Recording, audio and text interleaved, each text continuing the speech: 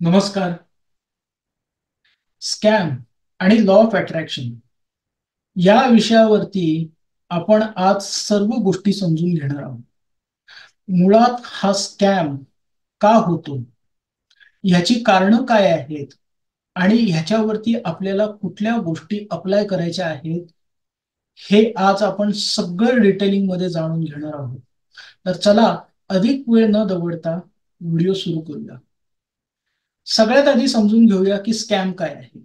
Scam म्हणजे आपल्या आयुष्यात सर्व स्तरांवरती आपल्याला होणारी फसवणूक.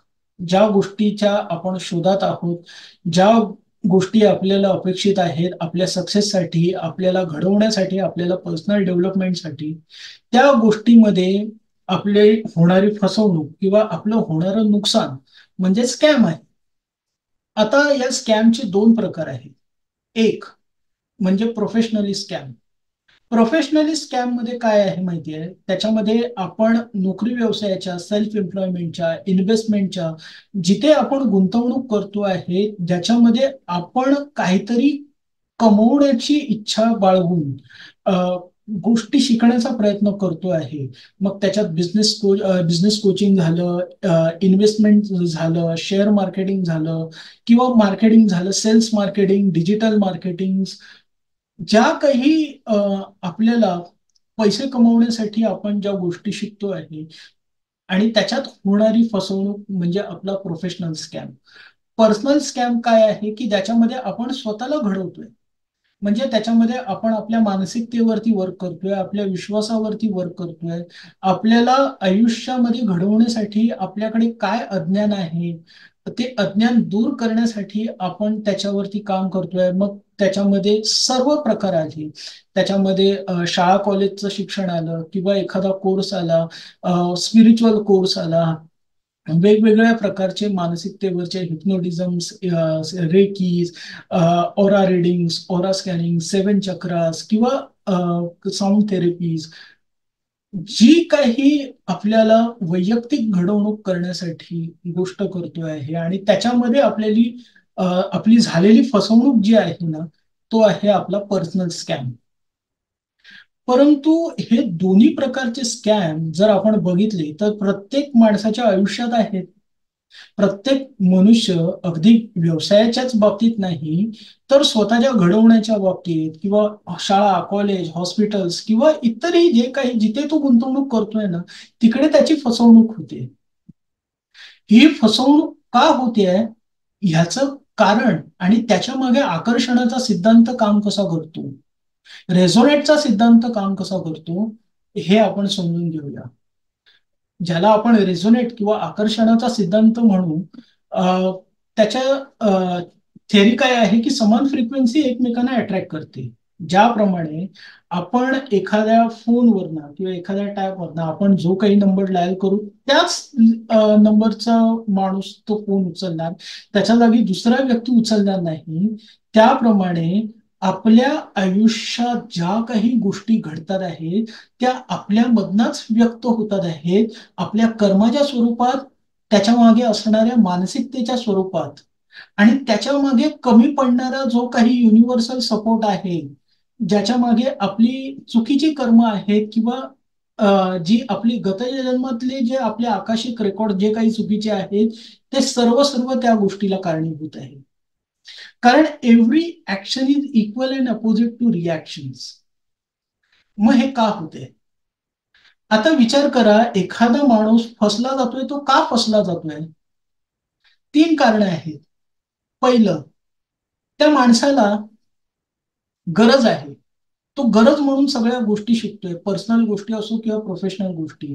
त्याला पैसा कमवायचा आहे किंवा त्याला त्याच्या पैशाचे स्रोत वाढवायचे आहे. दुसरी गोष्ट, ती गोष्ट शिकण्यासाठी त्याचं रूट कॉजच त्याला माहिती नाहीये. तो संपूर्णपणे अज्ञानी आहे. त्याला माहितीच नाहीये की हे ह्या सगळ्या गोष्टी आयुष्यात अप्लाय कशा करायच्या आहेत. त्यासाठी तो सर्वस्वी दुसऱ्यावरती डिपेंडेबल आहे. आणि तिसरी गोष्ट, तो आयुष्यात शॉर्टकट शोधतोय. त्याला क्विक गोष्टी हव्या आहेत, त्याला त्रास नको आहे आयुष्यात, त्याला मेहनत करायला नको आहे आयुष्यामध्ये. त्यामुळे तो असा कुठल्या ना कुठल्या बाबतीतला शॉर्टकट शोधतोय. परंतु सक्सेससाठी शॉर्टकट नसतो, सक्सेससाठी शॉर्टकट असतो. परंतु ह्या सगळ्या कारणांचं मेन फ्रिक्वेन्सी काय आहे, जी एका सर्वसामान्य माणसाची आहे, किंवा ज्याच्या आयुष्यात हे जे स्कॅम झालेले आहेत त्याचं एकच रूट कॉज आहे, एकच फ्रिक्वेन्सी आहे, जी सतत त्याच्या आयुष्यात त्या गोष्टी आकर्षित करते किंवा त्या गोष्टी आकर्षित केलेल्या आहेत. ती फ्रिक्वेन्सी म्हणजे कमतरता. कमतरतेची फ्रिक्वेन्सी ही माणसाला आणखीन त्याच्या आयुष्यात कमतरता निर्माण करते, आणखीन नुकसान निर्माण करते. कारण माणसाची गरज म्हणा, माणूस ज्या गोष्टीच्या शोधात आहे त्याच्यामध्ये असणारं अज्ञान, जी काही त्याच्या वाट्याला आलेली निगेटिव्हिटी आहे ना, त्याच्या मागे एकच कारण आहे, कमतरता. त्याची ही कमतरतेची जी मानसिकता आहे ना, तीच त्याचा घात करते. आणि मनुष्य ह्याच्यावरती काम करण्याचं सोडून प्रोफेशनली अशा लोकांच्या गोष्टी शोधत असतो, आणि असं काहीतरी शॉर्टकट शोधत असतो, आणि त्याच्यामध्ये मग तो फसला जातो. मग आता याच्यावरती सोल्युशन काय आहे? पहिली गोष्ट म्हणजे आयुष्यात तुम्ही जे काही प्रोफेशनली किंवा पर्सनली स्वतःला घडवण्यासाठी शिकताय, ते शिकत असताना तुम्ही जर गरजवंत म्हणून ती गोष्ट शिकताय, तुमच्या आयुष्यात तुम्ही एखाद्या गोष्टीवरती डिपेंडेबल आहात किंवा त्या गोष्टीशिवाय तुम्हाला दुसरी गोष्ट करण्यासारखी अवेलेबल नाहीये म्हणून तुम्ही शिकताय, तर त्या शिकण्याला काही अर्थ नाहीये. कारण त्याच्यामुळे पण तुमचा स्कॅम मग होणारच. दुसरं रिझन, ती गोष्ट शिकताना तुम्हाला त्या गोष्टीची बेसिक माहितीच नाहीये, तुम्हाला त्या गोष्टीचा काही एक्सपिरियन्सच नाहीये, तरी पण तुमचा स्कॅम होणारच आहे. एक एक्झाम्पल सांगतो. आज शेअर मार्केटिंगमध्ये ट्रेडिंगच्या संदर्भात, इंट्राडे असो, स्विंग ट्रेडिंग, फ्युचर ट्रेडिंग, किंवा कुठल्याही इन्व्हेस्टमेंट्स किंवा जे काही बिझनेसशी स्वरूपात जे काही कोर्स मार्केटमध्ये अवेलेबल आहेत, त्याच्यामध्ये काही लोकांना फेलियर आलेले आहे, परंतु काही लोकांना सक्सेस पण आलेले आहेत ना. काही लोकांनी आपले टार्गेट अचीव्ह केलेले आहेत. पण ते असं का होतंय? कारण ते ऑलरेडी त्या गोष्टीमध्ये सेटल्ड आहेत. त्यांना त्या गोष्टीचा काहीतरी एक्सपिरियन्स आहे. त्यांनी त्या गोष्टीमध्ये ऑलरेडी एखादा लॉस अनुभवलेला आहे. त्यामुळे त्यांना त्या गोष्टीला रिडेव्हलपमेंट करण्यासाठी ज्या आयडियाज शिकायच्या आहेत, त्या आयडियाज शिकून त्याच्यावरती त्यांच्या रेडीमेड्स काम करता येतं. परंतु जो माणूस ज्याला ह्या गोष्टी काही माहीतच नाहीये, त्याचं रूट कॉज काही माहित नाहीये, बेसिक गोष्टी पण माहित नाहीये, त्याच्या बाबतीत स्कॅम होणार नाही तर काय होणार?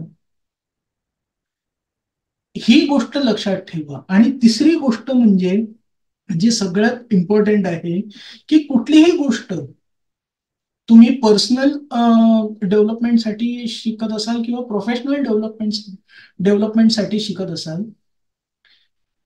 ती गोष्ट लर्निंग म्हणून शिका. शिकण्यासाठी ती गोष्ट शिका, तरच तुम्ही त्या बाबतीत सक्सेसफुल व्हाल. कारण रिच डॅड पुअर डॅड ह्याच्यामध्ये रॉबर्ट कियोसॉकी, जे आज खूप मोठे सक्सेसफुल कोच आहेत, खूप मोठे बिलियनियर्स आहेत, त्यांना त्याच्या जे रिच डॅड होते, म्हणजे त्यांचे मेंटर्स होते, त्यांचे गायडन्स होते, ज्यांनी त्यांना पैशाची जे योग्य मार्गदर्शन दिलं. मी रिकमेंड करेन सगळ्यांना ते पुस्तक वाचा, rich dad poor dad, Robert कियोसॉकीचं. त्याच्यामध्ये त्यांनी सांगितलं की सेबी रूल सांगितलं, सेल्फ एम्प्लॉयमेंट, एम्प्लॉयमेंट, बिझनेस आणि इन्व्हेस्टमेंट, या चार गोष्टींमध्ये तुम्हाला पहिलं काय जमतंय ती गोष्ट तुम्ही शिकायला सुरुवात करा, आणि त्याला माध्यम बनवून दुसऱ्या गोष्टींचं ज्ञान घेऊन त्याच्यामध्ये स्वतःला घडवायला सुरुवात करा. तुमच्या आयुष्यात तुम्ही कुठल्याही गोष्टीची ज्या वेळेला सुरुवात करताय ना, त्यावेळेला तुम्हाला फेलियर येणारच आहे.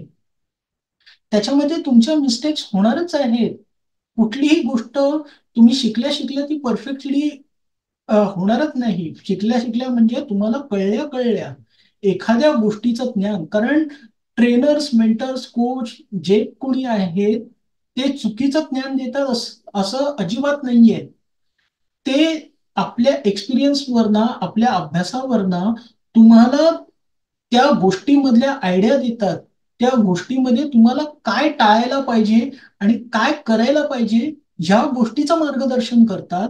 परंतु तुम्हाला जे काही कळलेलं आहे, जोपर्यंत तुम्ही तुमच्या आयुष्यात ते अप्लाय करणार नाही, त्याच्यावरती काही कृती करणार नाही, तुम्हाला कळणार, रिझल्ट येणार कसा, कळणार कसं?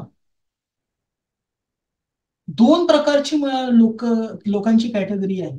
एक, ज्यांना सगळ्या गोष्टी माहिती आहेत, पण ते सुरुवातच करत नाहीये. मी फेल झालो तर, माझ्या आयुष्यात असं असं मागे घडलं होतं, परत तसं झालं तर मग मी काय करणार? काय हे करणार? नको, माझं नशीब वाईट आहे, मला अशीच लोक बोलतील, मला असं हसतील. आणि दुसरी कॅटेगरी ते आहे की जे ऍक्शन तर घेतात, पण त्या ऍक्शन्स मधनं त्यांच्या ज्या काही मिस्टेक्स होतात किंवा जे काही फेलियर येतं किंवा नुकसान होतं, त्याच्यामुळे ती गोष्ट सोडून देतात आणि मग स्वतःला, जगाला, परिस्थितीला, नशिबाला ब्लेम करत राहतात, दोष देत राहतात. ह्याच्यामुळे असं झालं, त्याच्यामुळे असं झालं, का मी असं केलं? अरे पण आयुष्यात कुठलीही गोष्ट ज्या वेळेला आपण जर सुरुवात करत असू ना, तर त्याच्यात आपल्याला फेलियर्स हा येणारच आहे. कारण आपल्याला ती गोष्ट माहिती नाहीये, ती कळलेली आहे, आता आपण समजलेली आहे आणि आपण त्याच्यात सुरुवात करतोय.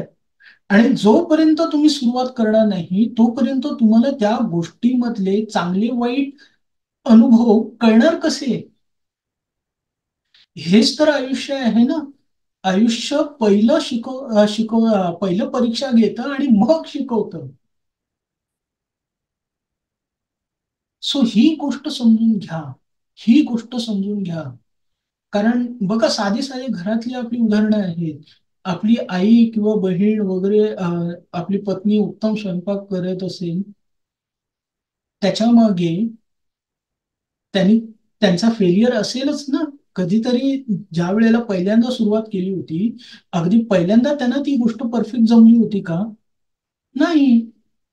मग आपल्याला जर आपण पहिल्यांदा आयुष्यात काही कुठल्या गोष्टीला सुरुवात करतोय आहे, तर त्या गोष्टीमध्ये आपले पूर्ण मिस्टेक्स होणारच नाही. आपण अगदी शिकल्या शिकल्याच सक्सेसफुल होऊ का? नाही. मिस्टेक्स होणार आहे, फेलियर येणार आहे, परंतु त्याच्यामधनं आपल्याला शिकायची आणि स्वतःला घडवायची तयारी पाहिजे ना. कारण ह्याच्या नंतरची जी मेन गोष्ट आहे ना, ती गोष्ट जर तुम्ही आयुष्यात केली, तर तुमचा स्कॅम हा तुमच्या आयुष्याला एक नवीन दिशा देणारा, एक नवीन वळण देणारा, तुमच्या आयुष्यात तुम्हाला घडवणारा होतो. आणि ती गोष्ट आहे म्हणजे, तुम्हाला जी गोष्ट आयुष्यात मनापासून करायची आहे, त्या गोष्टीवरती तुम्ही जी गोष्ट शिकलेल्या आहात त्या गोष्टीसाठी, त्याच्यावरती तुम्हाला सातत्याने सराव करत राहायचा आहे. त्याच्यावरती तुम्हाला सातत्याने प्रॅक्टिस करत राहायची आहे.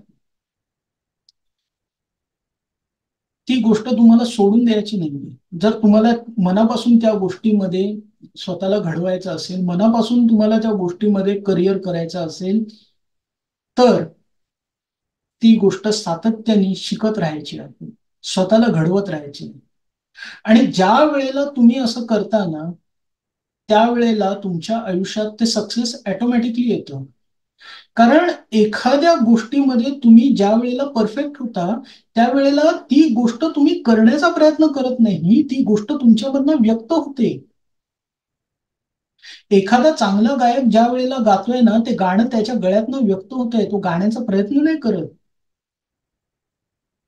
तसं आपण जे काही करतोय ना ते आपल्या बॉडीमधनं रिप्रेझेंट झालं पाहिजे. ते करण्याचा प्रयत्न नाही. आणि ते तेव्हाच घडेल ज्या वेळेला आपण त्याला एक वेळ देऊ, आपण त्याला कन्सिस्टन्सी देऊ, आपण त्याच्यामध्ये प्रॅक्टिस करणं, बेस्ट प्रॅक्टिस करणं, त्या लेवलची प्रॅक्टिस करणं, आपली मानसिकता तशी असणं, त्या वेळेलाच आपण आपल्या आयुष्यात खरंच सक्सेस निर्माण करू. आणि हेच लॉ ऑफ अट्रॅक्शन आहे. लॉ ऑफ अट्रॅक्शन म्हणजे स्वतःला लायक समजणं. जरी आयुष्यात फेलियर्स आले, जरी आयुष्यात गोष्टी आपल्या अपेक्षित घडलेल्या नाही आहेत किंवा त्याच्यात नुकसान झालेलं आहे, कारण त्याच्या मागे आपली कर्म आहेत, आपलं अज्ञान आहे. याचा अर्थ आपण त्या गोष्टीला लायक नाहीये असं नाहीये. आपण त्या गोष्टींमधनं काय शिकतोय आणि त्या प्रकारे आपली फ्रिक्वेन्सी कशी सेट करतोय. ही फ्रिक्वेन्सी कशी सेट होते? आपल्या मानसिकतेमधनं, त्याच्यानुसार आपण केलेल्या कर्मातनं, आपल्या प्रयत्नातनं, आपण सातत्याने काय विचार करतोय स्वतःबद्दल, सातत्याने काय लेवलची कर्म करतोय, सातत्याने आपण स्वतःला किती चांगलं वाईट आपल्या बाबतीतलं आहे त्याच्याबद्दल जागरूक आहोत आणि त्याच्यावरती सिरियसली वर्क करतोय, त्याच्यावरती आहे. आणि ज्या वेळेला आपण ही गोष्ट समजतो ना, त्यावेळेला आपल्या आयुष्यात हे होणारे जे स्कॅम्स आहेत ना, ते आपण उडवून लावतो आपल्या आयुष्यात. ते आपल्या आयुष्यात निर्माण करायला देतच नाही. सो ही गोष्ट आपल्या आयुष्यात आजपासून अप्लाय करायला सुरुवात करा. हा व्हिडिओ जास्तीत जास्त लोकांपर्यंत शेअर करा, कारण बऱ्याच लोकांना कळत नाही की त्यांच्या आयुष्यात होणारा स्कॅम आहे तो स्कॅम का होतोय.